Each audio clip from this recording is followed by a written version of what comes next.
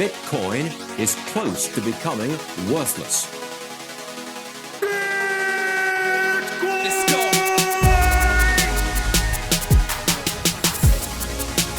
Now, what's the Bitcoin?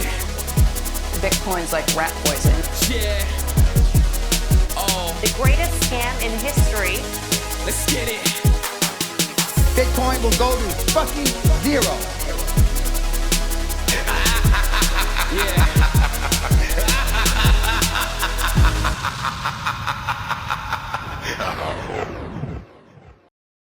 Welcome back to another Confab episode. For any of you ungovernable misfits who have been around for a while, you'll know exactly what these are about. But for the new listeners, and we have quite a few of you, these episodes aren't just about the technical side of Bitcoin, the Bitcoin news, and the freedom tech. If you want a more focused show like that, you go to the Bitcoin Brief that I record with a Q&A every other week, Monero Monthly that I record with Seth, Action News for Mining Insights with John, or the new Freedom Tech Fridays, which will be released live every Friday going forward, with Q&A, Seth and myself. For the confabs, we like to keep it loose. We have conversations like we would in a bar or a coffee shop, and I invite some of my favourite people on to shoot the shit and see where the conversation goes. Today's episode was with Zach Herbert, a return guest, the CEO of Foundation, and every now and then I get Zach back on. We always cover these interesting topics, either in the Meshdadel or in private messages back and forth. He's interested in a lot of stuff, and a lot of our interests do cross over. And today, we went pretty deep into health, family, and a little bit of Bitcoin. I think you're going to really enjoy this. Before we dive in, I just want to take a minute to thank everyone who supported the last confab with Kerim. Another health-related one, actually. We got a really good response from it, starting with Jordan with 10,000 sats. After listening, I ordered some ZMA to see what Kerim was on about, and it really worked, like he said it does. Very helpful with sleep, very alert when waking up, and you can notice a positive shift in electrolyte balance. Next up, MK677. Late stage hodl with 5,000 sats. I've typed out a long boost and then just decided everything I typed was gay. Anyway, here are the high points from this episode. Max, it was double hard for me. Kerim, yeah, there are always ways you can make it harder. You have a dirty mind. Late stage hodl. FOMO Chronic with 5,000 sats. House Shaman should be a more regular occurrence. I think he will be. Mr. MDM with 3,000 sats. Excellent. My go-to supplement is tramadol, but might have to add ZMA to the regime for big, jizzy loads. AIBLE, listening to the Ungovernable Misfits is a great way to increase your testosterone. Back from the Fiat camps, looking forward to catch up with the show. Your chats with Kerim are always excellent and full of great information. Thank you also to all the streamers. I really appreciate it. It really does help this show grow. And thank you also to BC1984 Adam. He actually sent a boost to my Paynim that I actually don't think I have access to anymore, and we should have taken it off the show notes, but I fucking didn't. So I really appreciate them, mate. But if they have got lost, I do apologise, and it's my own stupid fault for losing those, and we just take it as a sacrifice. But hopefully I'll get them back, and I appreciate it. He boosted saying, "Privacy is not a crime. The intolerant minority will win. Hashtag free samurai." Thank you, mate. I appreciate your message and sats. I'd also like to thank our sponsors. Thank you, Zach, for sponsoring the show. Thank you to the whole Foundation crew. It's very nice to work alongside a team that actually care about privacy and do things properly and don't build shitty, ugly hardware and make it accessible, where even a fuckwit like me can secure their sats with ease, feel comfortable onboarding friends and family. If you haven't already checked them out, go to foundation.xyz. If you want to help support the show, you can use the code UNGOVERNABLE It will also get you a discount. So if you haven't already got yourself a Passport Core or Passport Prime, go and get one. Go and support this team who are doing things properly. Everything is open source. And if you get one of these devices and you have any questions, you can bug me. And if it gets really technical, we can bug Q&A every other week, and he can't get away from the boosts. Go and check them out at foundation.xyz. I'd like to say a huge thank you to Cake Wallet. Cake Wallet is a wallet that I'm leaning on more and more. The UX has changed and become incredibly clean. They're always pushing forward in both Bitcoin and Monero security and privacy. They have over 500,000 users, and for good reason. You can do swaps in-app, you can buy gift cards, you can literally use your cryptocurrency. And as I know many of you ungovernable misfits actually live on this stuff, there really is no better place than Cake Wallet. You can use this on any device: Android, iPhone, Mac, Windows, Linux. Download the APK, do this any way you want. And again, we have a very close connection with that team. Anyone who has any questions or feedback, like we did on the last episode I just recorded with Seth on Monero Monthly, people are jumping in, and we even had someone do a pull request, so that was pretty cool. Anyway, if you haven't checked them out, go to cakewallet.com, download today, and any questions, reach out. Enjoy the show. Test. Take two. How am I doing? Coming through loud and clear. It's good to have you on, mate. It's been a while, and a lot has happened in the, what's it been, 6 months, a year? I don't even know at this point. I feel like last time I was on, I had a shitty mic, and I apologize profusely for that. May have been almost a year somehow. Was the last time we did was the one on the pyramids, or was it when I had you and Q on? I'm trying to think. Oh, I have no idea. It was one of the two anyway. But yeah, since then, huge congratulations. Not only marriage, but become a daddy. That is 2 huge life events right there. 2 months ago. He turned 2 months yesterday, actually. But thank you. It's been awesome. It's been amazing. It really has been. It's been basically consuming all of my energy and focus, as you can imagine, besides the company. Yeah. I can't take a proper paternity leave. I took I don't know how many days, but it's been truly an incredible experience.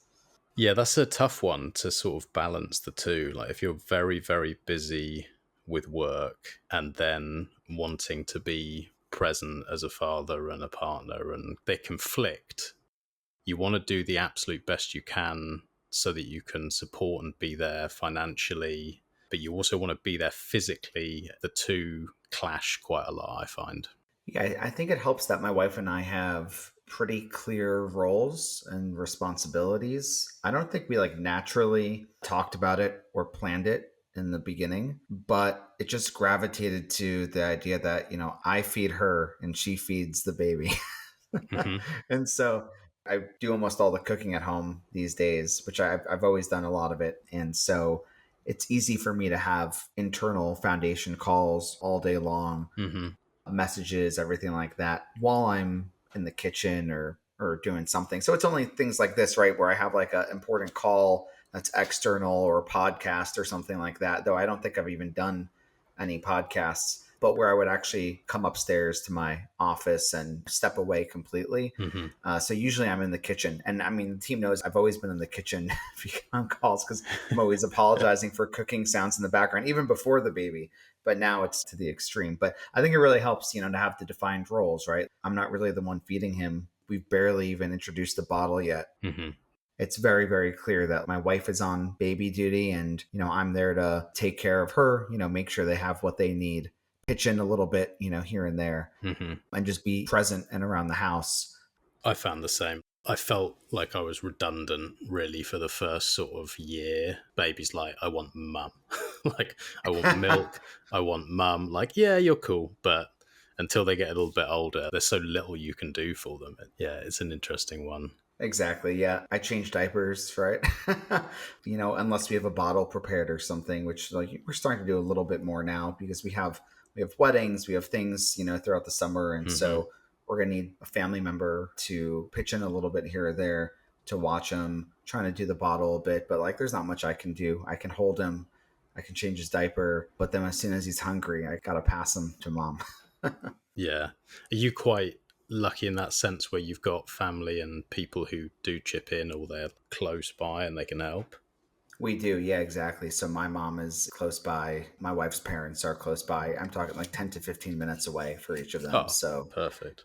yeah, I mean, that's why we're here and why we're not in, I wanted to be in New Hampshire, which is a little bit north of where we are. We're greater Boston area. Hmm. You could be in New Hampshire like 30 minutes north, maybe less. During COVID, I wanted to just get out of Massachusetts, which became very dystopian, but we decided to stay more local just and buy a house here because of the support that we would get from the parents when we knew we were going to have a kid. So we kind of planned everything around that, which I think makes sense, right? I mean, if you're completely isolated, I think it can be really hard to do it alone. It could be expensive too. I mean, we don't know exactly. My wife's taken 6 months off from work, which is amazing. We don't know exactly what it's going to look like when she goes back to work, but we didn't have family, parents close by that could help out.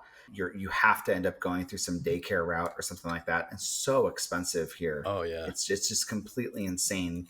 We were talking to some neighbors and they're putting their sub 1-year-olds right in some kind of daycare, like a 5-day a week thing, $3,000 a month. Hmm. Yeah. And not even 1-year-old. It's mind boggling, to me, the cost of all this childcare. It's mental. It's not as good as you get from family because obviously you want them to be with family, and then you pay. Yeah, we were the same. It's like I was paying the same in childcare as I was for rent, and it was for a few half days for one of the kids. My God. It was absolutely. I don't know if I told you, I've left the UK now. Wait. I've gone. No, I didn't know that at all. Yeah, I got the fuck out of there. Oh my God. I felt that dystopian creep and things starting to fall apart and things getting a little bit less safe and less happy to have kids there. Yeah. And so we left 2 months ago. Wow. Well, I've been living under a rock the last 2 months. Oh, yeah. I know how it goes. Am I allowed to ask where you are, or is that a top secret? Norway and Sweden and Iceland and Finland and Germany now one piece. Switzerland, Austria, Czechoslovakia, Italy, Turkey and Greece. Wow. It's quite a big change. That's incredible. How are the kids liking it? Yeah, they love it. I mean, they're young still. It's not too different for them, if you know what I mean. Mm-hmm. They didn't have like a friendship group that they had to be torn away from or anything like that, which is why we kind of did it when we did it. But I mean, yeah, the weather's better, the people are friendlier, there's less stabbings, all those good things. Well, that's one of the really good things about the United States is that if you ever feel like you don't want to be where you are, you do not necessarily have to leave the country, right? You can move to another state, oftentimes an adjacent state. Mm. Just knowing that we have that option to move 30 minutes away, or if things got a little more dystopian, is actually a great option to have, as opposed to, having to actually leave the country, which is unfortunate. Yeah, I really like that about the States. It's not like Europe where it's like, okay, you can move from this country to this country and the food is different and the language is different, but the governing structure is very much the same. You're not really escaping anything. Whereas in America, you can have pretty polar opposite places. You look at somewhere like LA and then Texas or something like that. Yeah. It's like, okay, these are different countries in my mind. They're completely different. That's a pretty cool thing to have. I don't know if we would exercise that option or not. I mean, we put so much into this house already too over the last couple of years. I'm actually talking to you from the attic where I basically built it out as its own studio office for myself, complete with a full bathroom. Ooh, very nice. It's awesome up here. I also want to be a little further away from the crying if I have to take an important call or do a podcast or something. Yeah. I don't think it's perfect. I spent the last probably 5 months working on that. Had to bring in, contractors and everything, and designed the space myself, did all the floor planning, a lot of the small work myself as well here and there. Got in trouble from the town for installing my own central vacuum up here. Really? Yeah, they said you have to have a permit for that. I'm like, come on, man. Like, I put in a PVC pipe and like, can I? Jesus I Christ. know it's insane, the whole process, but I really enjoyed it. And so now my office became the baby's room, and I'm up in the attic these days. Nice. Yeah. Yeah, there's something nice about doing at least part of the construction yourself and like knowing that you've put your heart and soul into it and that things are done properly. I always Oh, find that yeah. nicer than like just paying someone who they don't care. I don't know if you have the same saying in America, but in the UK, I've worked in and around a lot of building sites, and always you hear the builders saying like, "Oh yeah, that'll do. Can't see it from my house," and you're like, "You lazy cunt! Like, can you just have some pride in your work?" Whereas if you do it yourself and it's your own place, it's like, oh no, I'm going to make this perfect. It's not going to be like, oh, I can't see it from my house, that'll do. It's like, no, I want to do this right. Yeah, so I do a lot of like electrical, HVAC, not so much plumbing, but a lot of that kind of stuff I've been doing myself for everything, like installing the whole home humidifier for last winter, which is, electrical. And I guess there's some plumbing and stuff involved, cutting open ductwork, doing all the thermostats, obviously all the networking. I have like the fancy Ubiquity networking set up. So that's extended up here with physical Ethernet jacks now for the computer, which is amazing. I never had that, before. The lighting was really important to me. We did do LED lighting, but I found some super fancy, very high color accuracy, or CRI, they call it. Okay. Flicker free. All these cheap LED bulbs tend to flicker, and it can really mess with you and cause like fatigue over time. Very warm lighting, and everything's dim to warm. So like if I come up here at night, I dim it all, and which goes all through the home automation system, with Home Assistant, and it gets warmer as it dims. So it feels like a nice kind of orange glow, in the evening. Oh, that's nice. Yeah, so I do all that kind of like little stuff to try to make the space as best as it possibly can be. We also added a second ERV, or energy recovery ventilator, up here to bring in fresh air for the whole upstairs of the house. So not just the attic, but also like the upstairs where we have the different bedrooms, like the baby's bedroom is upstairs. And so you got like the fresh air coming into the house, the stale air getting exhausted out of the house, all that kind of stuff. Wanted to make sure it was perfect. Our saying here is, well, while the walls are open, you may as well do all the little things that you want to do. Yeah, definitely. Have you thought about, if you're good with electronics and you get involved with HVAC and stuff, have you ever considered doing anything with mining, home heating, or anything like that? I have, yeah. I mean, Massachusetts is interesting because we have natural gas heating in this house. Obviously, the state is pushing more and more for electric heating. I did a pretty popular blog post a few months ago that was more targeted towards the Massachusetts community. On my personal blog about why everything's so expensive, the electricity, the gas, and that's a whole nother separate conversation. I don't really want to heat the house on electric. If you had to heat the house on electric, I think doing something mining related makes a lot of sense, right? Because of course you are offset a huge amount of that cost and you get the heat out of it. So I've thought a lot about that. I don't have any plans to start a business doing this anytime soon. So I think it's okay to talk about it. It's just the idea that everyone thinks about mining for being heating only. Is that your view? Like, I don't think I've ever heard it discussed for air conditioning. I've heard it discussed years ago when we first started Pleb Miner Monthly. Pleb Miner Month, we did a whole month on mining. Yep. And it was discussed, and I can't remember like how it was possible to do it, but no one that I know's built it out. What a lot of the guys in our Pleb Miner group, they do is like drying meats or drying weed or heating and stuff like that. But yeah, never really the aircon.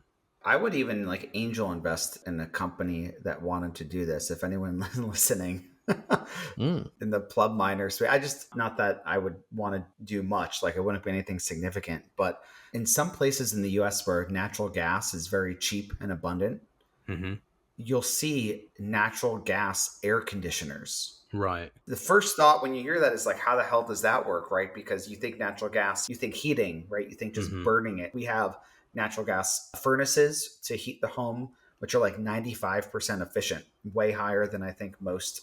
The guy who built the house originally was a little psycho and put in all these like commercial grade fixtures, which is good, but then also bad because it's more expensive when it comes to maintenance and stuff. But so you have like 95% efficient furnaces. We have the tankless hot water heaters that are natural gas. So as soon as you open up the faucet and call for hot water, it'll start heating, right away. Mm-hmm. And it's so much simpler. It's just easy that you have the natural gas, you burn it, it gets hot, it heats the water, right? Like it's very simple in terms of, call it, the architecture. I almost feel like our country, or even like this whole modern civilization, could have been on an entirely different technology path where there used to be natural gas powered refrigerators. There probably still are in different places. I had one in my Airstream. Oh, did you seriously? Yeah, well, not natural gas, but Like a propane powered refrigerator. yeah, it was dual. So I had a dual fridge freezer. So if Yep. we did run out of battery power or shore power, then we did have that as a backup option.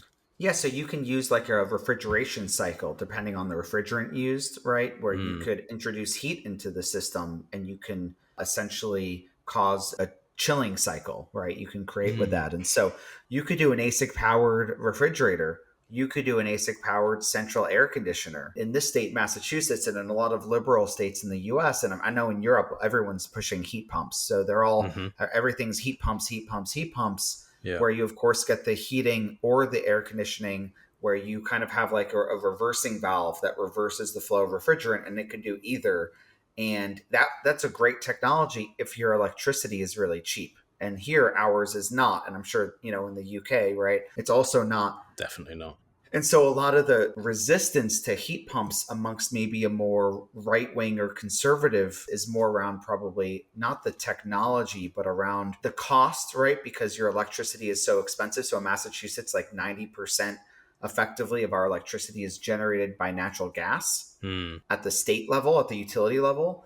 And so if you think of it from an efficiency perspective, just pipe the natural gas to my house and let me consume it at the furnace, as opposed to converting it to electricity, losing a lot of that, efficiency, right? Because there's losses when you convert it to electricity at like the power plant, and then you shoot it to my house as electricity, and then it goes into the heat pump, right? So it's actually, I would argue, a little bit from a cost perspective, at least, it's cheaper for us in Massachusetts to heat our home with natural gas than heat pump. But, lawmakers are talking about trying to ban all the natural gas stuff, requiring that everyone upgrade to a heat pump. So that's why I think like the more conservative folks get uptight when they hear that kind of stuff.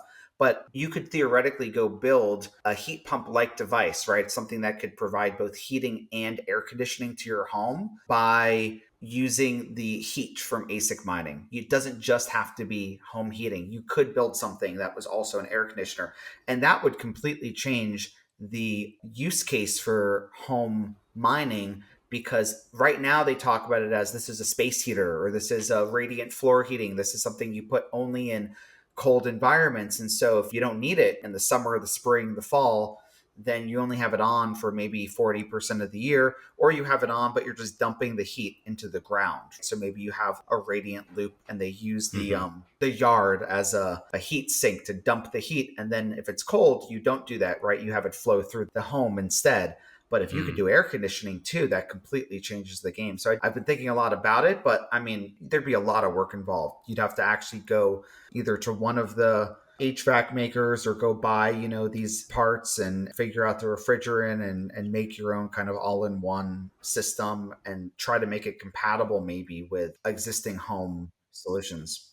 Pleb Miner Mafia, if anyone can build this, it is the 200 absolute psychopaths who are in that Telegram group. Who build all this sort of crazy stuff. They're all engineers and smart motherfuckers. So they'll be listening to this. If anyone can build this, you can reach out to Zach and have a conversation, because, I agree. I mean, if it's possible and it makes financial sense to do it, then, definitely. I think that just having to deal with refrigerant, right, is probably something that's been more of a barrier to entry, because if you're heating, if you want to build a space heater, we all know how to build a space heater, right? You have the ASICs, you have a heat sink, you have a fan, and you just blow the fan towards where you want heated. Or, if you're doing radiant, right, you just need a pump. But now we're talking about refrigerant. We're talking about things that are a bit more complicated, maybe not as easy to buy either. But I'm sure some crazy person could go buy some like a natural gas air conditioner, and they rip out the natural gas part and they stick in, like you could probably hack something together as a proof of concept if you wanted to. Let's do it. I'm telling you, give it a couple of weeks, they'll have something for you. The biggest issue, though, too, is like the supply of chips. And that's always been something that has bothered me. Mm. Behind the scenes, I mean, we've talked to so many companies over the years. Like, if we wanted to make an ASIC related product at Foundation, like a home miner, something else, where do we get the chips from? And the problem is like, if you want to start a real company that was selling, let's say, like an air conditioner, something like that, you're not going to be able to be successful if you can't warranty it properly. You know, you go buy an air conditioner, you have a multi-year warranty associated with it. If you want to actually sell it as a real product, as a real company, and you can't warranty it if you're ripping out chips from Bitmain units. Yeah, that's a good point. So that to me has been one of the biggest barriers to entry. And we've done so. I mean, back when we were doing Obelisk stuff before starting Foundation in like 2018, we were trying to do our own Bitcoin ASICs. We've talked to all the different companies. We've begged Bitmain and Canaan and MicroBT, not as much Bitmain, but Canaan and MicroBT, you know, to sell us just chips. A year or so ago, a year and a half ago, one of the new potential Bitcoin ASIC entrants helped them with their chip bring up, like circuit board, firmware. You know, they paid us to do that.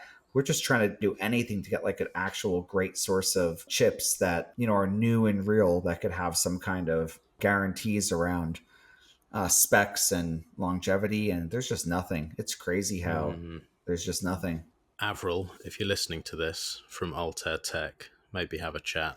I think he's pretty well connected in that world. There may be something that can be done. Yeah, you'd be surprised though how much. I mean, you probably wouldn't be surprised how much of it is just buying old Bitmain boards and stripping the chips off of them. Oh yeah, I mean, that's basically how the whole industry has, the whole open source mining industry has evolved. Yeah, it's literally that.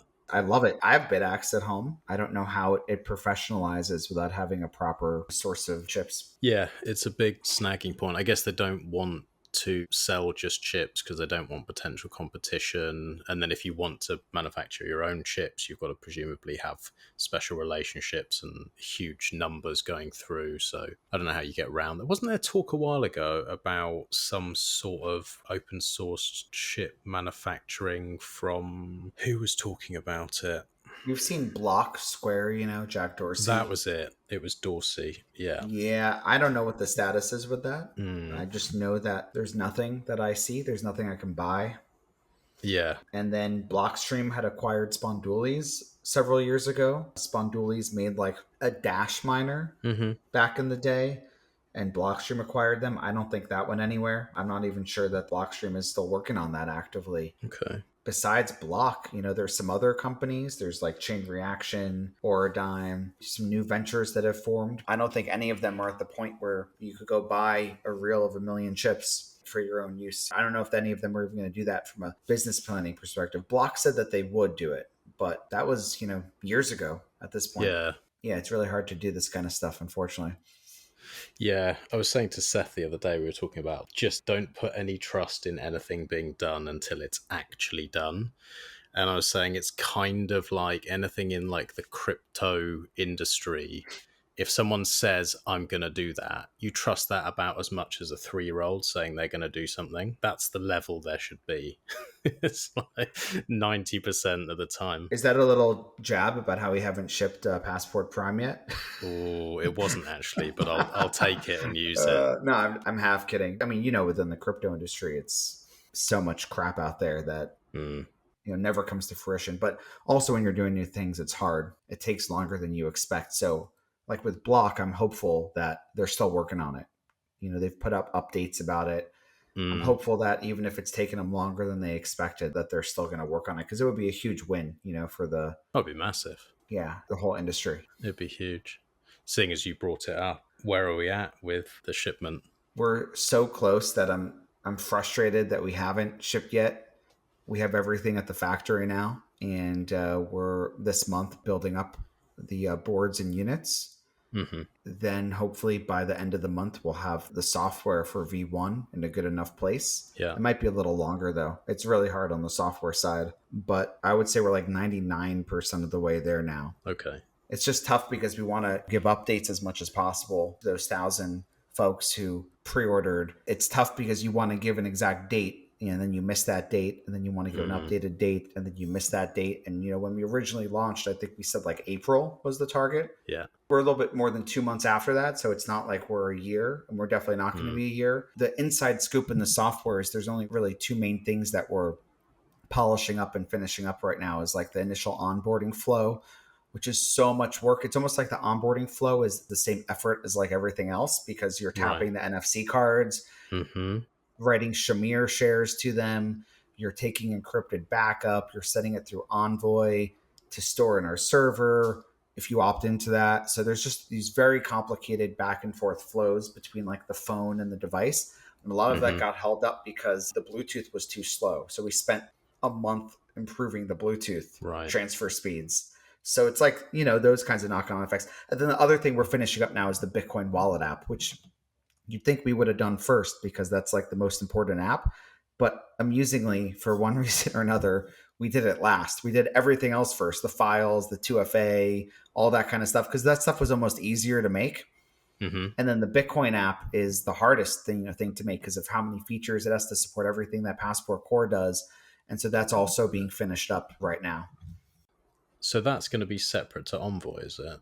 Yeah, but what's really cool, which I don't think most people realize, is Envoy is on the back end is BDK, which is Bitcoin Development Kit, which is a Block or Spiral's open source project. A lot of wallets use BDK now. Other wallets in the space. I don't mean hardware wallets. I mean like, software wallets. It has LDK. So if you want to use Lightning, it all plugs into that. Yeah. We're actually on Passport Prime running full BDK, which is hugely beneficial. For example, the Liana guys use BDK for like mini script stuff.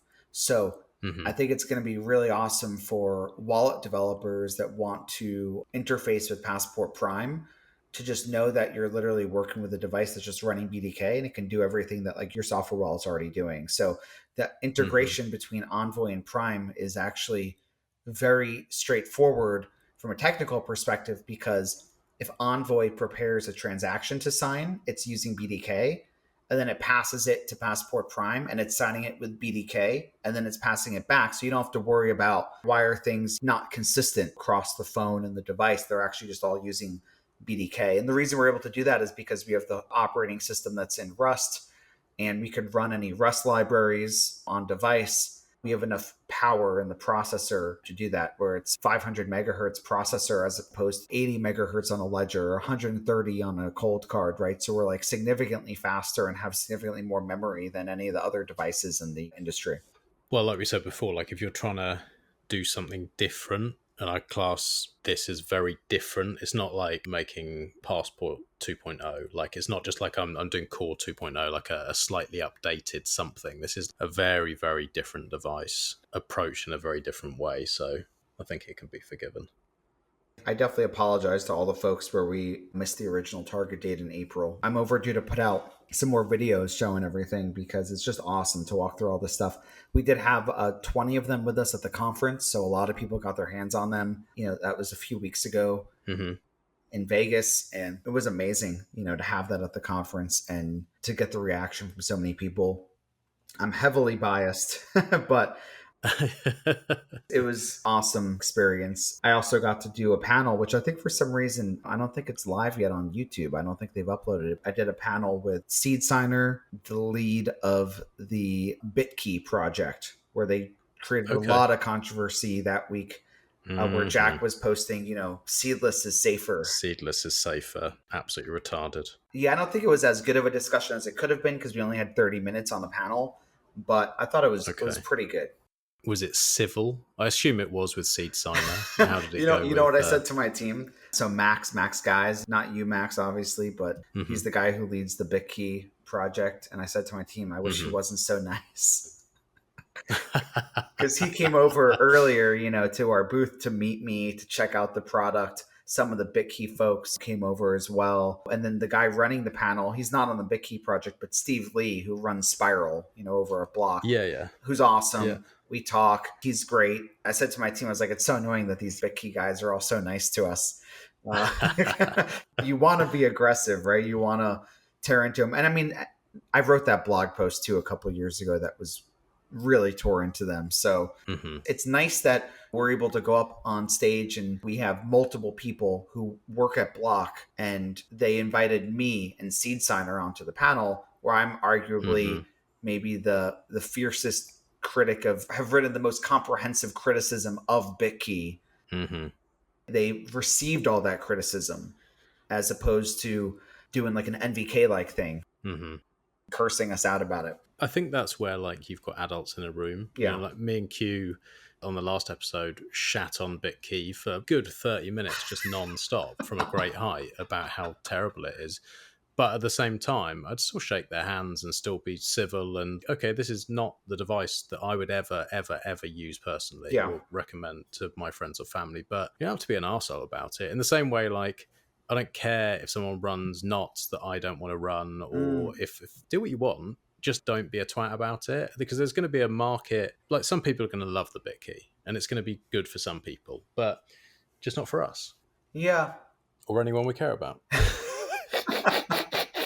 Yeah, I think what happened, and I don't have any insider knowledge of this. I think what happened is I think they had people on the project who were not aligned philosophically with like the Bitcoin values.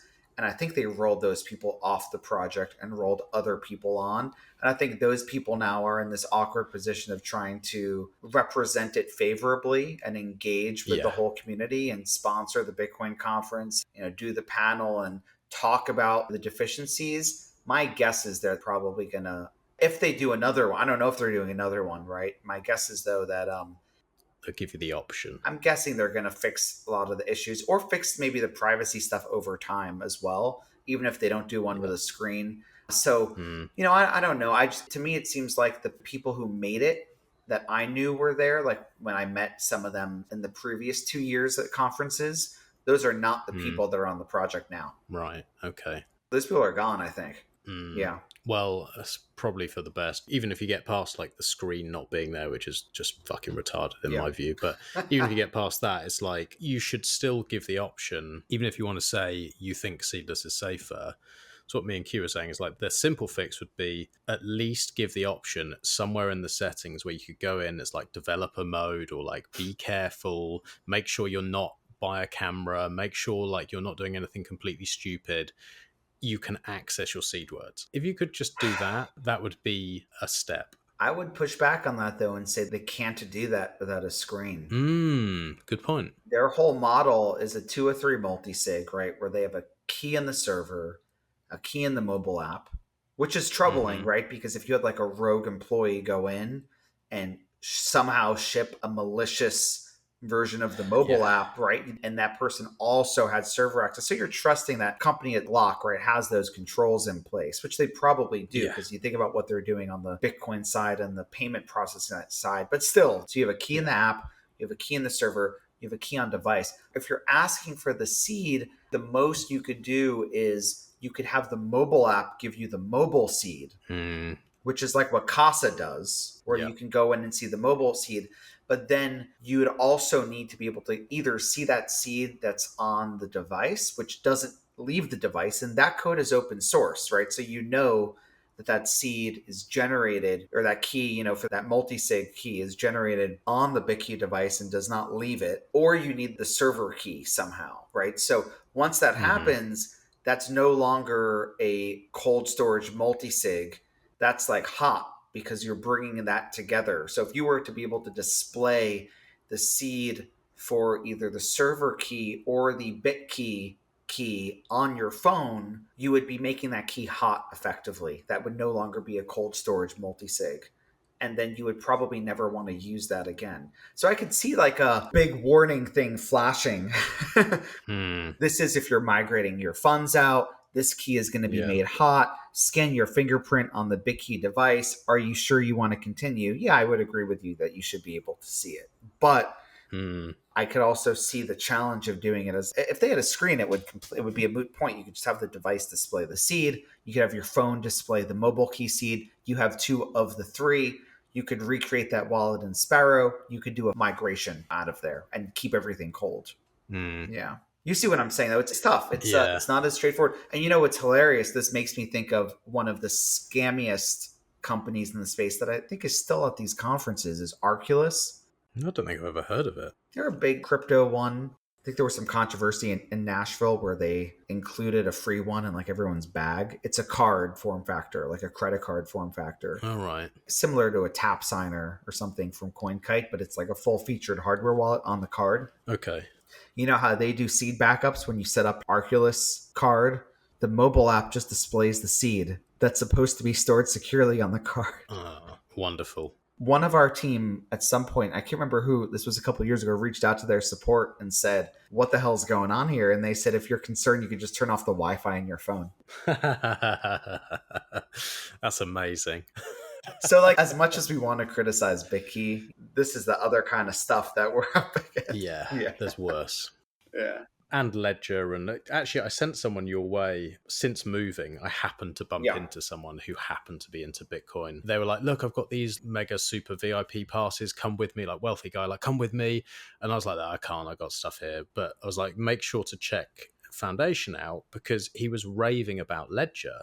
He was like, yeah, Ledger's amazing. Like, obviously it's the best thing. Like you obviously must use it. And I was like, no, I definitely do not. It is fucking terrible. I would never use Ledger anymore. I would never suggest anyone that I care about use Ledger. And now that we've had a drink together, I don't even want you to use Ledger. So I want you to go and check these guys out. So I think a lot of people still see some of the worst projects favorably because they have the marketing, because they have that name. It's scary, really, because, you know, you've got people putting fortunes into these devices that they don't really understand, and you have the leaks, you have everything else, and it's just like, oh, Jesus Christ. This is what has consumed my thoughts over the last year or so, or even more than that, when developing Passport Prime. I mean, like, we're developing this device to be the Ledger Killer. Mm-hmm. I should get like a trademark for that, like Ledger Killer TM. Ledger Slayer, I think is better. Yes. Ledger Slayer. No, because like it's been a decade, there's no viable competition to Ledger. You know, they're 90% of the market. Yeah. And like, okay, what's so bad about Ledger? There's the security aspect, you know, where I don't like that everything is taking place in like a black box type thing. But at the same time, to their defense, they have not had any significant security events ever. Unlike Trezor. Device level. Yeah, I mean, they've done crazy shit. Like this Ledger Recover thing is one of the worst things I've ever seen in my entire career in this industry, or in my time in this industry, right? It's bad. I've never seen anything that bad, and it's shocking that they could even launch it at all. And from a device level perspective, the reason I think that they have not had any security events is because my personal theory, I don't remember if we talked about this before at all, they have basically built this Ledger operating system called Bolos, B-O-L-O-S. I don't know what it stands for, on smart card technology. It's very old technology. It's like 30-year-old technology. It's in every credit card. It's another name for it. Sometimes it's like Java card back in the day, where you have these Java card applets and they run in the secure Java card environment. If you want to open up an applet, you have to load that applet kind of into memory. And then if you want to switch to a different applet, you have to close that applet and load the other applet. Does that sound familiar? Because that's exactly how Ledger apps work. Yes. Yeah. They basically, my theory, and this is, once again, I have no insider information, but I think what happened is Ledger went to ST Microelectronics, STM, in France, which is, you know, a huge semiconductor company. STM makes, by the way, the chipset in Passport Core, not Passport Prime, but Passport Core. It makes the main processor. And they said, we want to do a crypto hardware wallet. And, you know, these Trezor guys are doing this open source garbage that is not secure, has no physical security. We are going to do it on a smart card. And I think what they did is, I think they signed an NDA with STM. And I think STM gave them the ability to run the STM internal Java card or whatever smart card operating system. And I think Ledger made some modifications. And I think that's what it still runs. I think the reason why they can never open source it is because it's not theirs. I'm pretty sure that it's a huge amount of smart card OS from ST Microelectronics. It might even be majority, you know, smart card OS from ST Microelectronics with some kind of layer that allows these apps to be loaded and unloaded on them. That explains a lot, because it explains why, like, the operating system on this new touchscreen device, right, that they launched, or these multiple new touchscreen devices, is exactly the same that they had 12 years ago. They haven't done anything. It's the exact same thing. But the flip side is that they're the only ones that allow people to make apps. And so they've been able to capture the entire market because they're the only ones that have any kind of platform. And if you want to make whatever coin, you can go make an app, you can go work with Ledger, you get in Ledger Live, it gets on the device. No one else does that, right? Trezor, they support a few coins themselves. Yeah. Bitbox does some stuff themselves. No one has gone for the platform model. And I think that's why Ledger has become the market leader. Yeah. I agree. If you are going to coin that term like the Ledger Slayer, I think that's where the new device comes in, and it is a platform and people can build on top of it, and it's open, and there's a very big distinction between the two companies and their vision and how they move. And so I can definitely see that given time. The other thing I wonder about when I think about like large improvements to, I only really mess around with Bitcoin and Monero, but when I think about jumps in terms of security, I wondered what your thoughts are with all this like CTV stuff and covenants and the potential with that stuff going forward. Because when I think about what you're opening up potentially with this new device and this platform, when I think about being able to lock coins and put conditions on things, personally, I see that as a bigger step forward for my security than I would with multi-sig. Maybe people will say, oh, that's a bit of a stretch, but that's how I see it. Have you got any thoughts around it? Yes. And I can kind of weave a couple things into that. We really value the platform. We think we understand why Ledger has been successful. So much of their success has been enabling the whole crypto space to come build apps on the device. Within Bitcoin, everything has been pretty simple thus far, but we're approaching an interesting time where there's all this new stuff. Yeah. And all these teams working on this new stuff, whether that's covenant type stuff, things that may require, a hard fork, DLCs. Lava is doing that lending where you can actually borrow against your Bitcoin directly without needing to put it into some like Ethereum wrapped Bitcoin, thing on a different chain. Frost type stuff that's out there. Yeah. Very rare. New L2s like ARC. Yeah. There's stable coins that may actually able to be built on Bitcoin. So there's all these new things. There's no hardware support for any of it. Yeah. It's a chicken egg problem. If something gets enough adoption, maybe there'll be some hardware support in a couple of years. And so my view is like you build the platform, you give the developers access to build whatever they want on the platform, especially being able to build in any Rust library. So this is not announced yet, and I'll keep the company identity confidential, but there's another company that's come out that's doing a DLC lending similar to Lava, but more targeted towards institutions where they could, deposit Bitcoin, borrow against the Bitcoin. It's all decentralized. The collateral is held in Bitcoin.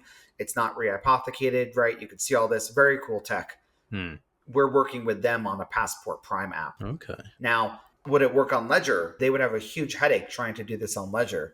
But on Passport Prime, we can run any Rust libraries. There's already a Rust DLC library. You bring the library onto Prime, you run it, you do a simple UI, it's done, it works, ship it. And so this is the kind of thing that we're really excited about because just within the whole Bitcoin space, there's so much opportunity with all these new companies, all these new projects. Most of them, if you're securing any kind of significant value, you're going to want to have to give your users access to cold storage. You're going to have a unique user interface that you need to give the users as well, because maybe if you're doing borrowing or lending, you want it to look exactly how it looks on your mobile app. And you want the terminology to match and you want everything to match up nicely. You can't do that anywhere else. And so I think that's like probably our big wedge and how I think we're going to hopefully see a lot of success early on with Prime from a developer perspective, where they're going to say like Passport Prime and KeyOS, the operating system is the only platform that they can actually ship the stuff on, and they can go develop it permissionlessly and they can ship it permissionlessly. Obviously, my hope is that'll lead to a lot of people buying our devices. Yeah, agreed. Yeah, being able to build this stuff out is no good having it in theory. You've got to have it in practice, and just making Bitcoin more useful. Yeah. Be careful when you say that. You kind of sound like a big blocker there. Oh God, I'm so sick and tired of all the stuff on Twitter. It is. Me too. I'm very lucky that I do shows with Seth and shows with Q and shows with John, and I just have like stable, sound minds around me that aren't flapping around and virtue signaling about running some insecure bullshit by some cat-eating fuck. It is so frustrating when there's like all the interesting stuff like we've just talked about and things that are possible. That's where you should have some focus, but instead it is always about nonsense and virtue tokens. Yeah. Oh my god, the cat eating. There's something wrong with that guy. Oh yeah. I tweeted about it. I don't think I tweeted about it directly. I think I replied to some people, a month or so ago. But he was begging for some company to employ him even at $0 salary just so he can get the health insurance maybe 3-4 years ago. And I was in his DMs saying, are you okay? Yeah. Because, we're a company. I could look into see if this is possible. Because, it could be really hard as like a unemployed person or self-employed person in the US to deal with healthcare, especially if you have a big family. Yeah. And I felt really bad for him. And then it came out like a year later that he had like hundreds of Bitcoin. Yeah. And I was like, what the hell, man? Like, I feel scammed. I was trying to find a way where maybe we could help you as like a Bitcoin core dev, begging for health insurance money. And you have hundreds of Bitcoin just sitting somewhere, like on a hot wallet on your computer. It's crazy. Outrageous. I thought the same. I've heard lots of things like that through the grapevine, and then you hear, like you say, it's on a hot wallet, hundreds of Bitcoin, that goes missing, and then people want to trust that person solely for their security, and you're like, no. Literally, like begging. I don't want to say begging, maybe is a little too harsh of a term, but pleading for someone to employ him even just for health insurance money. Outrageous. While having that much money. Hundreds of Bitcoin. So much money. I am incapable of understanding that, right? Either it's like a mental issue or it's maybe not true that he had hundreds of Bitcoin. Yeah. I don't know, but something is just really off there. And like when something's off like that, the last thing I'm going to do is go install the software on my computer. Yeah. It's quite a strange one. If I had hundreds of Bitcoin, I would be traveling and eating well and chilling and Why do you think, Max, that there's so much like mental illness in this space? It feels more pronounced. And I don't mean that like in a literal term. I mean that as in like people are crazy, like absolutely crazy. Do you know what I think it is? I think it's a weird mix of you've got to be a bit mental to be early. So, like, you're not a normal 9 to 5 functioning like everyone else's brain. Like, you're probably quite curious. You think about things and see things a little bit differently. Maybe you've got a slight chip on your shoulder. There's like a certain type, especially to be early. And then on top of that, you then get shoved into a bubble where there's loads of other quite weird people who are quite opinionated and quite autistic and can't see things from other people's perspective. Yeah.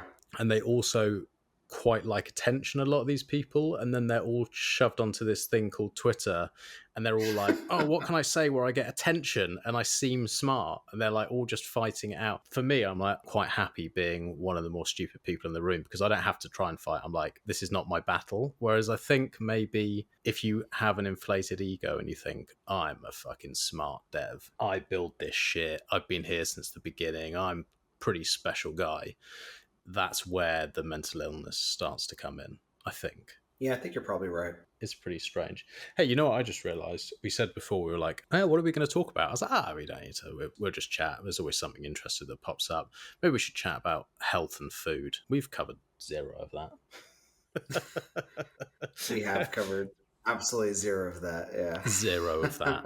And that is one of the things that I'm focusing on more, and I see a lot of people are focusing on more, especially people who have been in for a little while, because it does fight against that mental illness and obviously physical illness. And once you get to a certain level and understanding in Bitcoin and realize that the majority of what's talked about is noise and there's some pretty simple things you can do to be secure and everything else, I think the focus naturally goes to like family and keeping yourself fit and healthy and mentally sharp. So obviously, like, since having kids, I've had a huge shift in the way I look after myself and think about things. I assume you feel that, especially now, like pretty hard. What are the changes or thoughts that you're having? Because I know you're, and always have been, very focused on health and food. And I think ever since we first spoken, I've noticed that is like you care pretty deeply about what's on your table and what's consumed. Yeah, I think a couple things. I think one is so much of it has been learning an enormous amount about pregnancy and what that healthy process looks like Mm-hmm. throughout, which we can talk about. And then the other one is just, continuing to go through my own kind of health journey. I think probably the last time we talked about this, I was like raw milk, Mm-hmm. Amish cow in the chest freezer, which is all still accurate. Yeah. I also have gotten more and more on health Twitter. I actually have a lot of like health Twitter accounts. We follow each other now. And Mm-hmm. I'm more into have you heard of like the PD or Ray Pete stuff, like the bioenergetics and No. the crazy people that think sugar is good for you and everything like that? Oh, no, I've not heard that one. I have like one foot in that now as well. Mm. We can talk about both, but the most interesting thing is just going through this whole process, with my wife and going to these appointments at the OB's office and the whole process, right, to conceive and carry and give birth to a child is just so fundamentally broken. It's like from a medical perspective. There's always the comment on how as Bitcoin goes up in value, all us Bitcoiners are going to go start all these important businesses and taking all these important projects. And I'm dead set on opening up like birthing centers one day because it is so broken. I think every single bit of advice that they give to women who are trying to conceive is broken. During pregnancy is broken. At delivery and birth and then post as well is all broken. And I don't even know where I'd want to start talking about it. We probably did the opposite in most cases of what medicine would tell you to do. Mm-hmm. Obviously, who knows how much of that is just luck versus I don't want us to take credit for all of it, of course, right? Because, knock on wood, very uneventful pregnancy, very easy time conceiving, totally natural birth, no interventions during the birth itself, even though we were in a hospital setting, which is very rare, at least in the US. Instantly, my wife bounces back and baby is super healthy, and she looked a few weeks later like she didn't even have a baby. It was insane. We're very grateful and happy about it, but I can't help but thinking like we were intentionally doing things probably the opposite of what they would tell you to do. It's a pretty good way to live life. It's like take the advice from the people there to protect you and then do the absolute fucking opposite of that. You generally do pretty well. We read this great book while my wife was pregnant early on called Nourishing Traditions, which has gone around health Twitter. I highly recommend it for anyone who is trying to conceive or, who maybe already is pregnant or whose wife is pregnant. It really breaks down kind of a different approach to diet and like what, a woman needs who is trying to conceive or who's carrying a baby. A lot of it is got to have the healthy fats and you got to have the healthy sugars as well.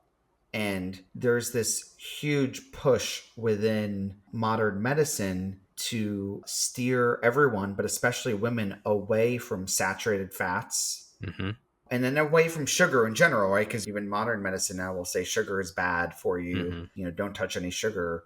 That doesn't mean we're eating processed foods and tons of like candy, right? But natural fruits, all that kind of stuff, right? Very good for you.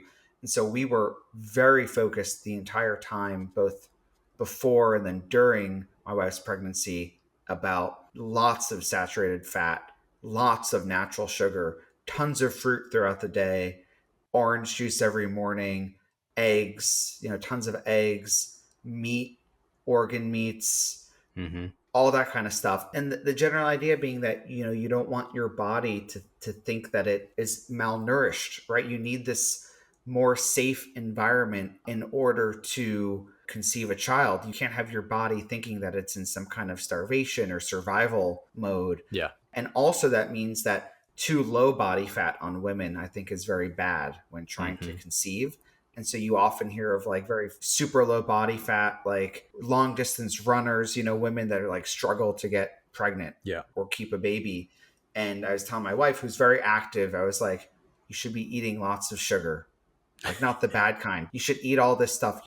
bread. Yeah, sourdough bread, right? You don't want to have bread with all the crap in it. Bread, sugar, fat, all this stuff so that your body is not in like a state of survival and is able to be in a state where there's even like a surplus, right, in order to nourish this baby in the womb. And it's a very different mindset than what you'd see if you go and walk into a doctor's office and be like, all right, so we're thinking about having a baby. What should my wife be eating?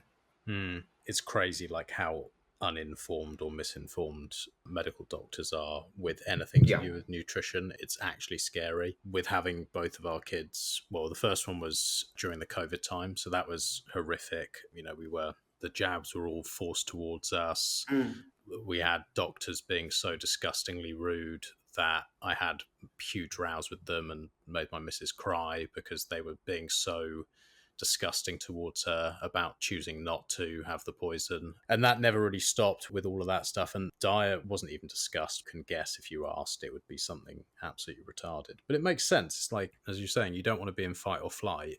Like, I know when I'm trying to lose weight, and I'm doing it at the moment because I've turned into a bit of a fat cunt after I moved, just having too much booze and just being a bit like slapdash holiday mode. When I say really fat, not really fat, just like not what I would normally be. So I was like, right, strict carnivore diet. And I do that because I want to lose fat. I'm so glad we're talking about this. Continue. I do it because I want to lose fat, and it definitely loses fat because I do 24-hour fast, one meal, just meat and eggs. I cook the meat in bacon fat. There's nothing else, no oils, no nothing. But I don't actually think I feel that healthy with it. And I've done it a few times now.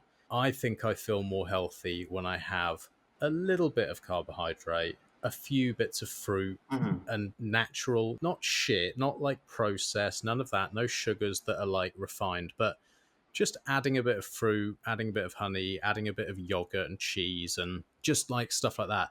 I think I feel better. I'm not quite as ripped and shredded, but I feel better. And so that would then translate that, yeah, it should be the same with someone who wants to have a child growing inside them. They don't want to be in that, oh, I'm burning just my fat and this is how I'm living. I don't think it's probably healthy. No, I'm so glad you said that because a lot of the carnivore people, what's his name, Paul Saladino, have moved away from that and have introduced things like fruit into their diets or milk, right?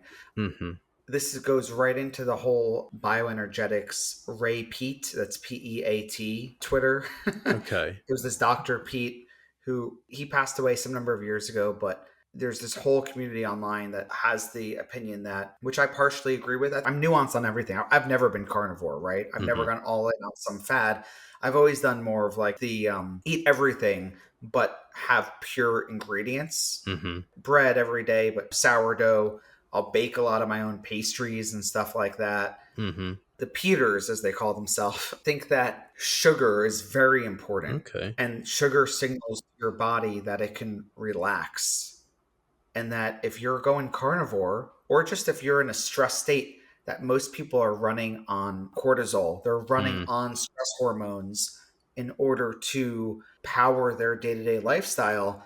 I think I was definitely that way for a long period of time. If you're someone that's goal-oriented, if you're someone, I mean, if you're a startup founder, if you try to take any big life steps, you're trying to start a business, start something new, if you're trying to lose weight and you're intermittent fasting, which I did for years. I skipped breakfast. I intermittent fasted for years when I was younger. If you do the carnivore thing and you cut everything else out, I think that your body ends up being in a 24/7 state of stress, that you're running on stress hormones, that it can contribute to anxiety, other physical symptoms like different kinds of inflammation.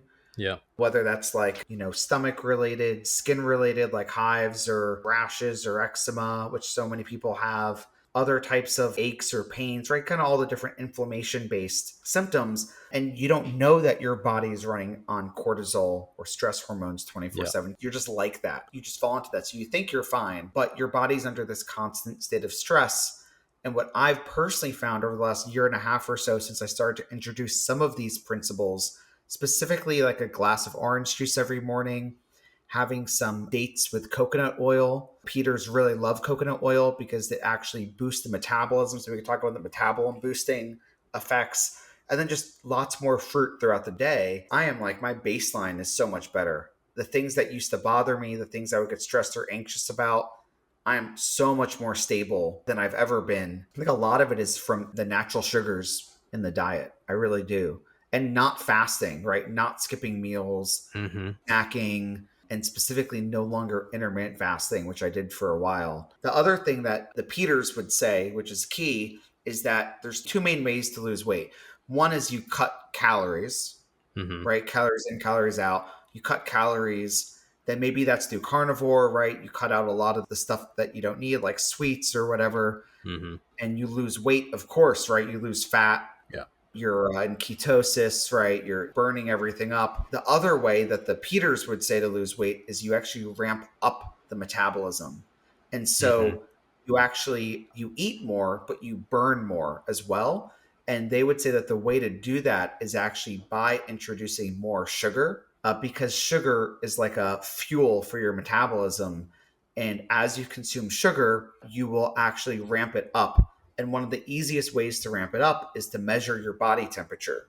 And most people's body temperatures have been falling in the last couple of decades. That's in Fahrenheit here, it's 98.6 is what it's supposed to be. Like if you open up the book, right? I don't know what it is in Celsius. I'm bad at that conversion. Normal body temperature. The core body temperature. Yeah. Most people are in the low mid 97s here now in the US, right? So that's like a degree or more lower than what it's always been. Is that just because everyone is weak little pussies and they have no muscle? No, I think it's because our modern society causes all of us to become metabolically impaired in some way. That's what I think. That's like the Peters. That's how they think, is that everyone's walking around, their metabolism has slowed. That's one of the reasons why people are getting really overweight. And if we can cause the metabolism to ramp up, a great example is you've probably seen this on Twitter. You've seen like a US Army standard set of meals that a soldier would get in one day. I don't know if you've seen something like that. And people have calculated the calories. And it's like 3,500, 4,000 calories. And this is like not an active soldier either. This is like just normal ration type thing. And so now people are eating like sub 2,000 calories. Yeah. You lose weight. And they're saying, well, I'm eating the salads and I've cut my calories down to 2,000. Why am I not losing weight? And I'm so stressed and I have all these medical issues. Yeah, I think that could certainly be it. I know when I've been trying to put on weight, going for strength, I've eaten 4, 5, 6,000 calories without blinking, like most days, and still not really putting any weight on, just like packing on muscle, because as long as you're eating good stuff, like you're not eating shit. But yeah, it makes sense. I guess it probably depends on what sort of person you are. Like I have always run on stress to some extent, in terms of like, I've got these things to do and I have to get them done, and I'm up and I have my coffee. I know like I'm running on coffee until like 1, 2, 3, 4, 5 o'clock in the afternoon. Are you doing like black coffee? Yeah, just black coffee, nothing else. Black coffee, water, and I get to like 3, 4 in the afternoon, and then I'm like, I'm going to eat someone. Like something I need to eat something. And then I'll just like go and eat my carnivore stuff. You don't eat that much. Like you sort of think you're going to, and then after like going through 3, 4, 5 burgers or a steak or like 6 eggs or something, you're like, ugh, a bit sort of bored of this. Yep. I see it as like a tool. I mean, I went from like 100 kilos, like whatever that is, 210 pounds, dropped 20 kilos in like less than a month. Just like fucking burns off because it's so strict. I'll train every day, only water, only black coffee, only meat, nothing else, nothing. And it's 24-hour fast and it just falls off, but you don't feel healthy. If you're saying these pitas or whatever they're called, the sugar ones, and like what Paul Saladino's doing, to me, that kind of makes the most sense. Okay, I don't know. I can only go on how I feel. And I can only go on like, there's these two conflicting ideas of like, no sugar at all, that's bad, bad, bad. And then there's like, well, some sugar, but only good sugar. If you're somewhere in the middle where you're eating meat, eggs, raw honey, cheeses, milk, fruit, even if it's not the optimal, it's still better than 99.9999% of people in the world who just eat like junk. Well, I think it's more complicated than that. That's the problem, because there's also some memes like within the Peters or like the biohacking type Twitter accounts where everyone goes to the same journey. They're fasting, they go to carnivore, everyone goes through the exact same journey, and then and now where they've ended up is this like Peter thing with the sugar. And there's some accounts, there's like I think Anabology, there's like the honey diet, you can look this up, where this guy only eats honey until like dinner time. Amazing. and his body temperature goes to like 99, his like arms are red. Oh, those are actually two different accounts, I'm commingling them, but you get the point. Like, I'm not one of those people that's experimenting like that, but there's a couple of things. So one is, I think we're all being poisoned, and this is a very RFK thing to say. So that's why I think that argument is very important, where if you take the base case as we're all being poisoned, you can forgive a lot of people for gaining weight. And I think you can forgive yourself as well, because even just a few select things, there's like the water that you drink, which in the US, if you're not doing some like serious filtration and remineralization, you're getting horrible stuff in there, like the fluoride and all these chemicals and just crap. So there's the water. There's the seed oils, which I think is probably like 80% of the problem, which is less of a problem in certain European countries. There's the joke that the American goes to vacation in Italy and they come back, they lost 20 pounds and all they did all day was eat pizza and pasta. And they like can't understand why, right? Because everything's cooked in olive oil. They don't do like that kind of stuff there. And it's not just that, it's also what's in the bread products and the flour. So like here we have the water, we have the seed oils, which is it's everything. It's horrible. Yeah. We have the glyphosate, which is, the pesticide that's sprayed all over our wheat. And that's just one of the many pesticides. But glyphosate is especially horrible, carcinogenic, gut issues. I suspect most of America's like gluten intolerance is just the glyphosate intolerance. It's not an actual intolerance to bread, because they can go over to Italy and eat whatever, they want. Yeah. But then also in our bread, they fortify it. It's almost impossible. I mean, you can find it. It's just more expensive for the organic, wheat. But here you go buy anything with wheat in it, whether it's a loaf of bread, crackers, pasta, literally every single bread product here that's based on flour is fortified with iron and all this other stuff. And it's all artificial, right? So it's called enriched wheat. Everything is enriched flour. And they do that because at some point, I think in the US, they said, oh, well, the American population is not getting enough of their iron and vitamins and whatever. So we're just going to put it in the flour with all these artificial sources.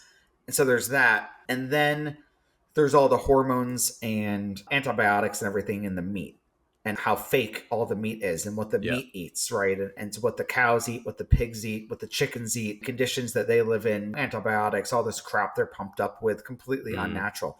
You combine all that, a normal American can't even go out to a restaurant or any food place. You go into Whole Foods thinking you're going to be healthy, which is like high-end grocery stores, a lot of organic stuff. You go grab a random thing off the shelf, it probably has at least 2 or 3 of those things that I said in it. Yeah. So like, what are they supposed to do? Yeah, it's tough. And how do you afford it? Oh my God, we spent a fortune.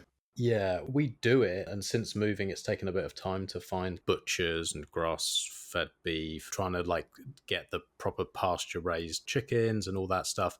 But it is painful how much money we spend on food. It's a lot. And you look at it and it's like, okay, we've been relatively okay, and my missus used to earn well, and we do all right because we've had corn and like all that kind of stuff. But most people just couldn't do it. If you went to the butcher that we go to and spend those sats, it's eye-watering. But you need it because you want to have a healthy family. You either pay it now or you pay it in like 20, 30 years when you're fucked and old. And then like doctors are like, right, well, we're going to have to pump you full of all this toxic shit.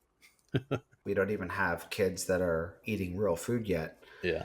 Just for my wife and myself, we probably spend, depends on the month, depends on if we're going to like the farmer's market or if we were to amortize also the money that we've spent on like frozen, like the cow or the half cow and all that kind of stuff. I mean, over $1,000 a month for the two of us, if not approaching 2,000, 1,500 on certain months. And sorry, that doesn't account for going out for like to that's dinner. Just at home. Yeah, that's just at home. And that's just the two of us.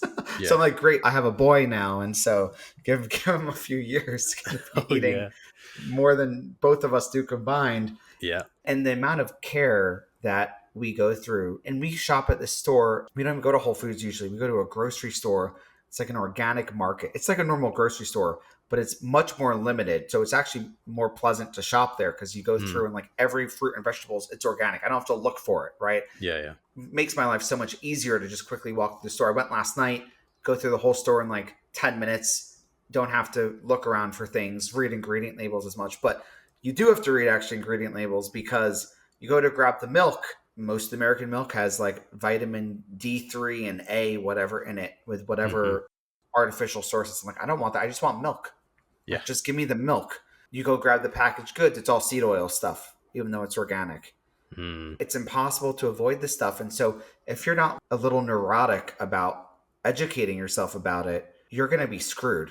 You're going to think you're getting all this healthy stuff because you just went to like the fancy grocery store. You spent hundreds of dollars on your grocery shop. Do not look at the ingredients in most of the stuff you just bought. And the stores will stealthily swap the ingredients. So for years, I bought like a pasta sauce from Whole Foods. A couple of years ago, I looked at the ingredients and I saw that they had swapped the olive oil for like some canola oil or something. And they just swapped it. They didn't say anything, right? Of course. Dirty bastards. I was like fuming. I was throwing shit out. I get really upset about this kind of stuff because it's like a betrayal. Well, you're being poisoned. Yeah, exactly. So a book I would recommend about this, like if you're like the perfect candidate about like the stress hormones, carnivore, fasting, there's a great intro book that is not crazy that distills kind of like the pro metabolism, like ramping your metabolism approach as opposed to not eating or cutting things out approach. And I'll send you both the links after. I'll send you the baby one, how to eat for like the mom before, during, after pregnancy. That's Nourishing Traditions. And then this one is How to Heal Your Metabolism, it's called. They're both available on Amazon or wherever. Have not been banned. At least Amazon doesn't really ban books, which is great.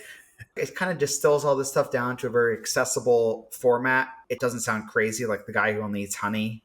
Yeah. That sounds a bit far. That's a bit like, okay. Yeah. But, you know, those guys are the ones who experiment for the rest of us so that we can, learn a thing or and adapt. But yeah, I mean, for me, I've experienced huge benefits to introducing the natural sugars. And I would also say it's like, how do you want to feel every day? Because the few times I've tried to do any kind of carnivore type thing, I felt horrible. I was always tired, hungry, annoyed. I could feel it in my body. Maybe I'm more sensitive, than others to it because I probably already was running on too many like stress hormones. Yeah. But it's like, how do you want to feel, right? And the other thing is like, what relationship do you want with your food? I love pastries.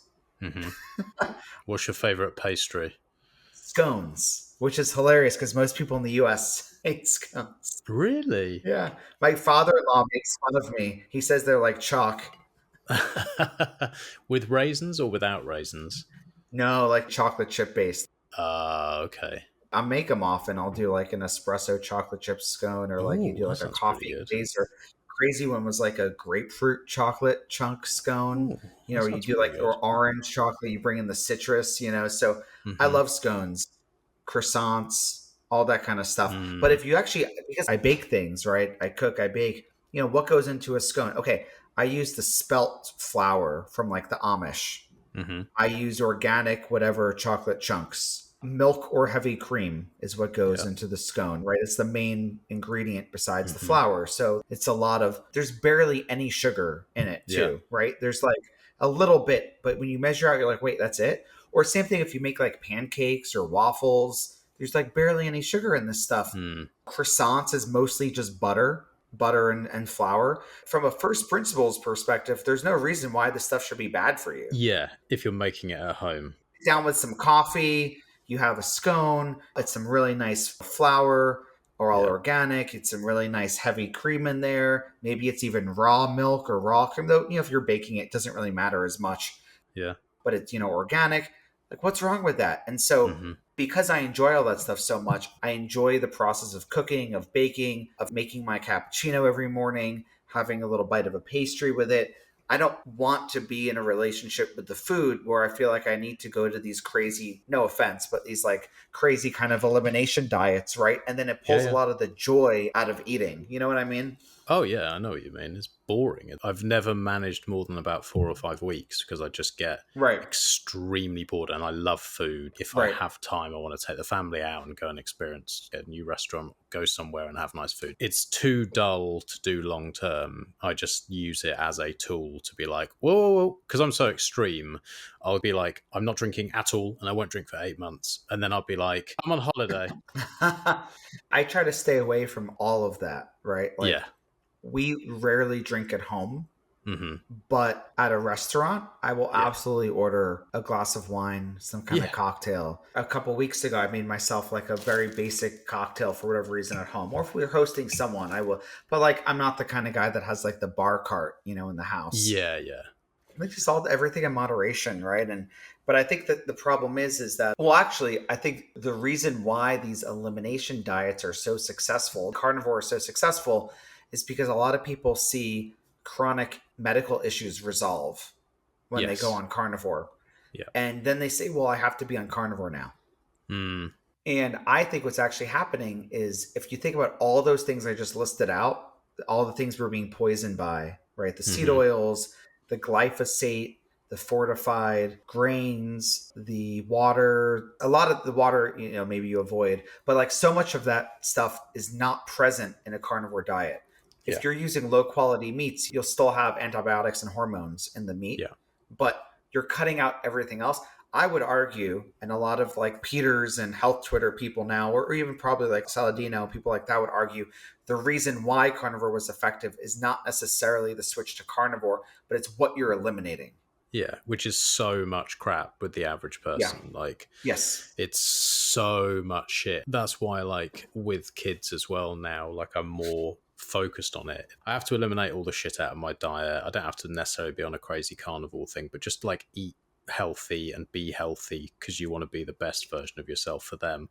But also, like, you hear parents like, oh my god, I'll do anything for my kids, and yeah, that's true, everyone will. Yeah, but you won't stop them from poisoning themselves, will you? Because look at the average shit that these kids are eating, the kids at my kids' nursery and stuff, it's like packets of crisps full of shit and these bars that are full of shit, and look at everything there, and I'm like, there's very little to no actual nourishment in anything that they've got. And they're kids, so they're running around and they're burning it all off and they're just like whizzing around, so most of them aren't fat. There are a few like proper fatties, but like most of them aren't. And you just think like, that's surely the most important thing, is like that these kids, if you want them to function properly and not have behavioral problems or any sort of like physical deficiencies or anything like that, it's like, surely you just like feed them good quality food. Number one.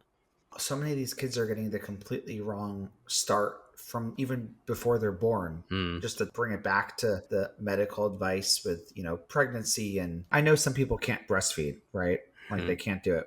But, they ask you in the hospital, will you be breastfeeding? I'm like, what the fuck? Like, what do you mean, will you? Why are you posing this to me as a question? Like, my wife and I are going to make the choice. Why are you not saying you should be, and we're going to help give you the resources? Like, we're going to help you out a lot in the first few days. We're going to tell you how you should be eating, how you should have taken care of yourself throughout the pregnancy. Obviously, I'm setting aside if there's like a physical reason, right? Yeah. Even back in the day, obviously very back in the day, like, hundreds of years ago, you had wet nurses, right? You had other people, the wealthy families, they had the kids, the mothers that even have to breastfeed. There were other people breastfeeding their kids. There was no formula. But you can also go back and you could look at what infant formula looked like in the early 1900s, right? Where they're using goat milk and other things like that. And it's very natural ingredients. So you literally plop out the baby. They ask, oh, well, will you be breastfeeding? And if there's any issue, right, with the baby, if the baby needs to go into any kind of intensive care, if there's a problem, they might take the baby away from you, right? Bring the baby to a different location on that floor in the hospital wing, and they might feed that baby formula from the very beginning. Oh my God, you look at these ingredients in the formula, at least Europe is a bit better, but the US formula is like the most horrific thing I've ever seen in my life. I mean, everything is doctor recommended, right? Pediatrician recommended. I don't usually like Google things when I'm on like the podcast or whatever, but if I just go to like infant formula ingredients, in the US, they're required to have certain amounts of unsaturated fats in the infant formula, which means seed oils. So like you God. open up one of these, I'm literally just going to find a random image on Google, whey protein concentrate, vegetable oils, which is in parentheses palm, soy, coconut, high oleic, safflower, or high oleic sunflower, corn maltodextrin, and then all these chemicals that you can't even pronounce. And this is just like a random one. The first ingredient in one of the most popular ones is corn syrup solids, and then the second ingredient is vegetable oils. So baby comes out, and then they just give the baby this, or they say, oh, don't worry about breastfeeding or trying to breastfeed. You know, sometimes women have a little bit of difficulty in the first couple days, and then they go to the formula, and then the baby's on formula, and then the baby from day one is being given corn syrup and vegetable oils and whatever else. And then that's how they start their life. That's how their metabolism evolves. So even at the point where the kids are a few years old and they're eating real foods and they're running around, literally day zero, day one, these kids are getting like destroyed, eating this as their main source of food. And it's definitely better in Europe, but it's just a complete mess in the US. But you think it can be turned around with these Peters or whatever? They think that you can turn around your metabolism even if you've had all the shit and you've not eaten properly. You think it's all like can be turned around? I don't know, honestly. And that's kind of scary to think about or talk about, right? Because, you know, I think we have such obesity problems in the US with children. It starts, I think, from when they're born. Oh, I mean, it starts even before that. I mean, they test for gestational diabetes, you know, one of the tests that they ask you to do in the hospital. Why should anyone have that? Yeah, that's mental. Right? And the whole thing is just completely insane. And so I think the real answer is like the RFK approach, where I actually am pretty bullish on RFK here. The fact that he was pointed to our government in charge of basically all the US, you know, medical agencies or federal agencies is incredible, because one of the first things he did was there's a whole group looking at the infant formula, and I'm pretty sure they're going to come out and make some significant changes to the requirements for what's in or what cannot be in, you know, infant formula. But there's just so many things. It's like overwhelming. It's not like a couple years of work. It's like probably a decade of work, you know, to try to clean it all up. And this is also where I think it gets interesting, where maybe a few years ago, I would have called myself kind of like a libertarian, or like have a libertarian flair. I mean, you can't be a libertarian and fix this like at a population. You can fix it for yourself. You can fix it for yourself, but at a population level, I mean, I'm kind of the opinion now you have to ban substances. You have to ban things. You have to say you can't have corn syrup in the infant formula. You can't have vegetable oil in the infant formula. That's like the opposite of libertarianism, right? It's the same as if you say, oh, I'm a libertarian or anarchist. It's like, okay, what if somebody is abusing their child and you know they are? Right. Or their wife or whatever.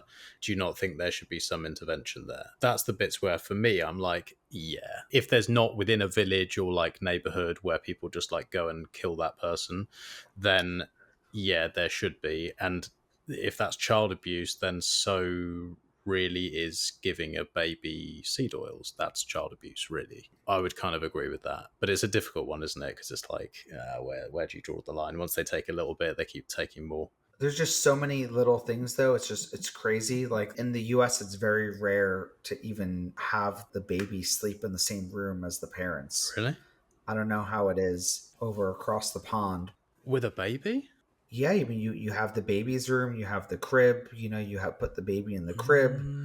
You put the baby on the baby's back, right? Because back sleeping is so important. And if they were to sleep on any other angle, they could potentially just suffocate. And these parents, they're so scared when they leave the hospital being told what to do, that they can't get any sleep for months because they're going back and forth to the baby's room.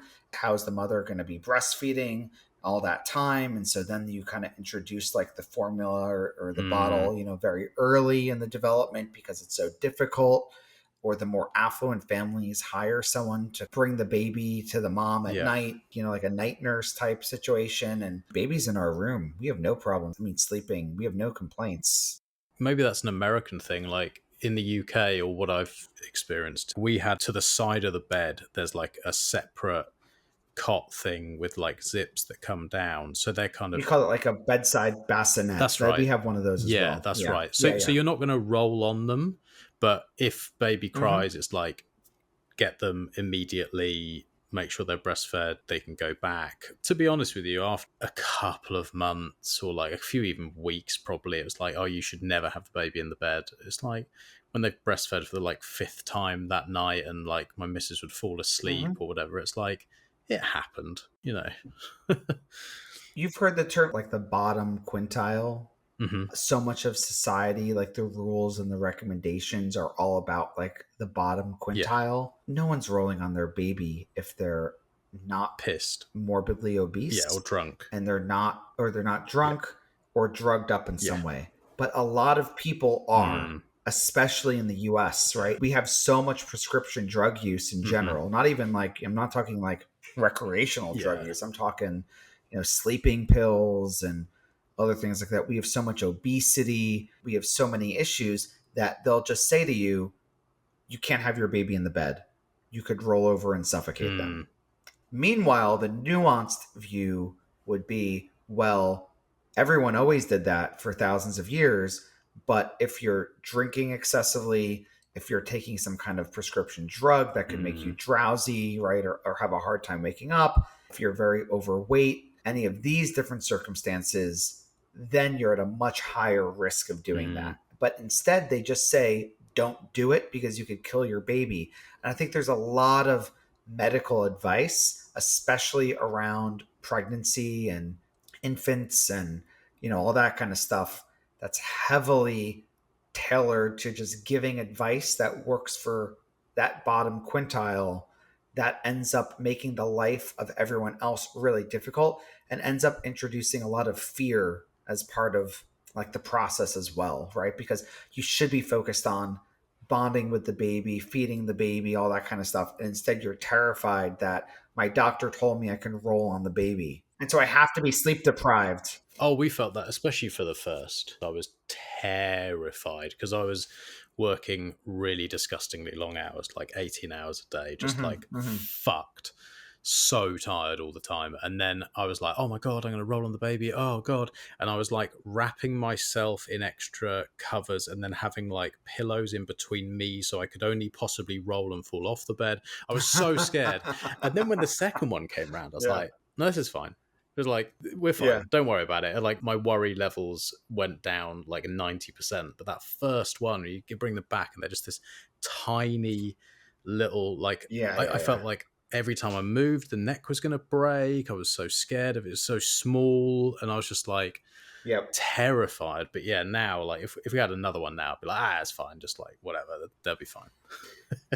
So, like, I think I really want to do some kind of birthing center or something. So, like, the way I would do it, right? And I think it's a great business idea because I think it's recession-proof almost. Everyone needs to have babies, right? I mean, maybe the numbers change a little bit, but especially now, you know, and so much money is being spent on, like, IVF and all these other types of interventions.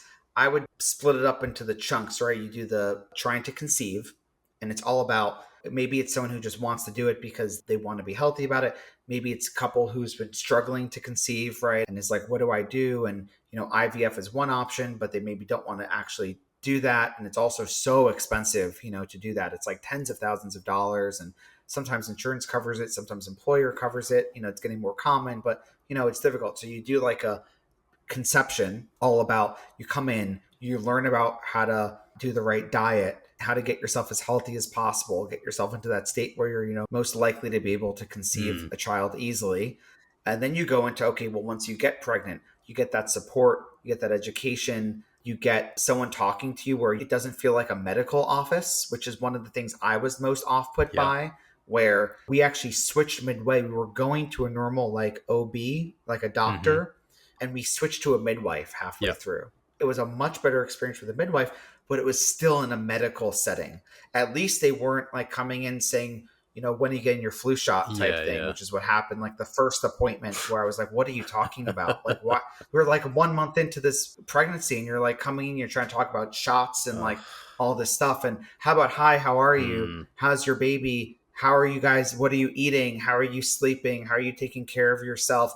These are the things you should expect between the first trimester or the second trimester.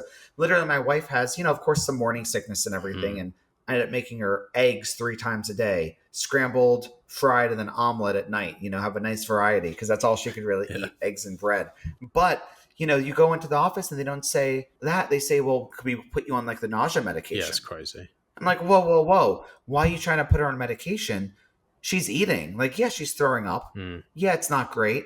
But like she's able to get, you only should do that if it was like a problem of like malnourishment, in my opinion. Yeah. Right. And so you kind of go through this whole thing. And then in the hospital, it's like, sorry, for the birthing process, they don't tell you that if you do have a natural birth, or if you don't get the epidural, you don't get all these interventions during it. The woman's body is actually able to produce the hormones that dull the pain that's experienced. And you're actually able to feel and have more control over the pushing. Yes. Because you're not numb down there. And then you're less likely to have tearing, need stitching, have other complications. And then your recovery is also much faster because of that. My wife was walking 30 minutes later going to the bathroom. That's incredible. And I was like, what the hell is going on? I was in shock of the whole thing. It was psycho. And they don't tell you that, right? They don't say, well, if you do this, we can prepare you to do this. We're going to help you through this and understand that if you're going to try to do it naturally, that these are all the benefits to you and the baby. They don't tell you that. I would do a whole thing through the entire process and afterwards. And after going through all this, I'm just like, oh man, I don't want to say pessimistic, right? But you have to spend so much time like educating yourself and advocating yourself that I think for a normal person, it's just totally overwhelming. No, I think totally. And I think it would be a much better way to deal with it and make sure that people are looked after, because it is so overwhelming. And there is so much information to go through and sift through and what's right and what's wrong. And it's really fucking hard work. And it takes a certain type of person to actually do it. And I would say it's a very, very small percentage of the world who would actually do it. So if they have like a plan laid out and done properly, people would pay money for that. I'd pay money for that. Like if I knew, okay, this is done properly and I didn't have to go through all the shit myself and like battling with doctors and just all that stuff that anyone who really goes into this stuff realizes there's a business there. So we've got 2 businesses. We've got the air conditioning, which the pleb miners are going to jump on now, and we've got the birthing centers. So excellent. And I would pay for it too. It's a no-brainer. Just not having to battle. Oh, and getting assigned like a doula. We had a doula, by the way, that we paid for separately, which helped us so much. How good is a doula? That was a huge... Oh my! It was such a necessity for us, and it changed the entire thing because at the hospital we did not have to advocate for ourselves because she was there, right? I could focus on my wife and all that, and just the whole process. And so much of this I learned from not just reading stuff, but also from having this doula. So you come in, you get assigned a doula, you get assigned a midwife. It would be game changer for most people, I think. I would pay for. I don't know how much I would pay for that, but I would pay for that, especially if it was medical. You potentially could at some point, work with insurance, right, and potentially bill certain things through insurance. That would also help a lot. So that's 2 business ideas. Yeah, the air conditioning and the birthing center. Check us out. Here we go. Yeah. Well, Zach, it's always a pleasure chatting to you. We always cover some interesting ground. I'm sure we'll have loads of questions and bits and pieces in the boosts and XMR chats. So anything that I can't cover, I'll ping your way, or in the Meshtadel. You're in there anyway, aren't you, the Meshtadel? So yep, I am. Yeah, that was fun. It was great catching up, and I'm excited and congrats, for your move. I'm glad you got out of the UK. Thank you. Got to get Q out next, but we'll work on him. We'll get him out. I don't know how feasible that'd be for him with his family and everything. Let's keep chipping away. It will happen. Great to catch up. Good to catch up, and we'll do it again soon. Thanks for listening. I hope you enjoyed that as much as I enjoyed recording. I always love having Zach on and going into these different topics. If you have any questions about the things we've talked about today, you can join us in the Meshtadel and ask some questions there, or you can boost. Before you go, I just wanted to remind everyone we now have clothing back in the store. We have hats, hoodies, t-shirts, free samurai gear, pleb miner gear, and there's more to come. We also have Freedom Tech Fridays launching at the end of this week with me, Q&A, and Seth for Privacy. It's going to be the first live show for Ungovernable Misfits, so definitely tune into that one, and there may be a sneaky little giveaway. So don't miss it. And finally, and I'm very excited about this, we have a new show sponsor, My Nimbox. They offer anonymous domain name registrations, VPS servers, dedicated servers and web space. They don't require any personal information. They accept Bitcoin, Lightning and Monero. You can run a BTC Pay server with them, run a Lightning node, or anything else you might want, and do it privately. It's really rare for us to find a company that is aligned with what we preach and what we care about, and My Nimbox fits right in. We're going to be moving all of our services for Ungovernable Misfits over to them. We never shill a company that we don't actually use and actually love. But these guys are incredible. Check them out at mynimbox.io.